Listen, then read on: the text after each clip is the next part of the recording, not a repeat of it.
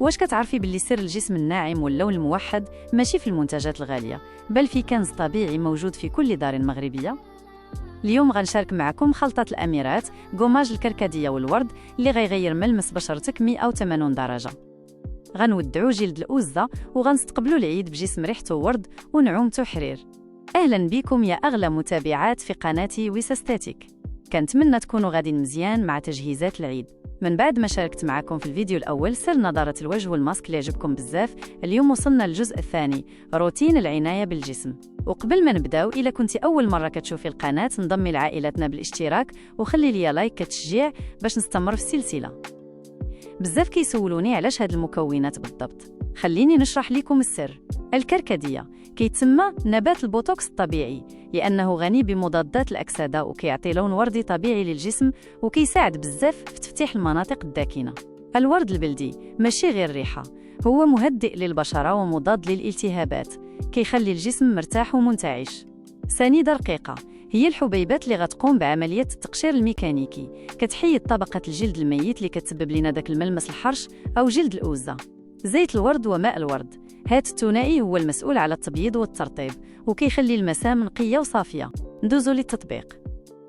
غناخدو إناء زجاجي نوضعو فيه 3 المعالق كبار ديال السكر، نزيدو عليهم معلقة كبيرة ديال الكركدية مطحون ومعلقة ديال الورد. غنخلطو النواشف مزيان حتى ينسجم اللون. من بعد غنضيفو معلقة كبيرة ديال زيت الورد وشوية ديال ماء الورد. وفي الأخير السر اللي كيخلي الغوماج ساهل في الاستعمال هو جيل دوش. غنضيفو كمية مناسبة حتى يولي القوام كريمي وسهل يتوزع على الجسم. شوفوا معايا هاد القوام واللون الوردي شحال كيشهي.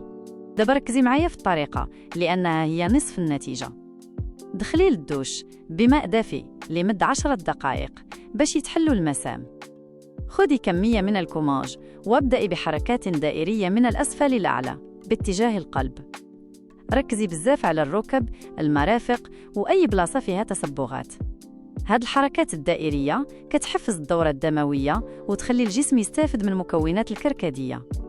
خليو الغوماج على الجسم 5 ل 10 دقائق قبل ما تشللوه بالماء البارد باش تسدوا المسام وتستمتعوا بالانتعاش. بزاف ديال البنات كيغلطوا وكيديروا الغوماج ويخرجوا. السر باش تمنعي جلد الأوزة من أنه يرجع هو الترطيب الفوري.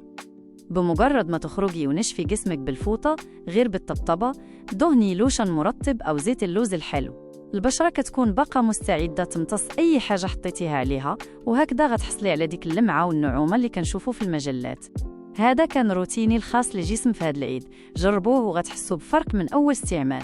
كنتسنى تطبيقاتكم وتعليقاتكم تحت الفيديو، وقولوا لي شنو بغيتوا يكون موضوع الفيديو الثالث في السلسلة. واش الشعر، الأظافر أو نصائح الملابس؟ شكرا حيت تفرجتوا حتى الأخير، أحبكم بزاف ونتلاقاو في الفيديو الجاي. بسلامة.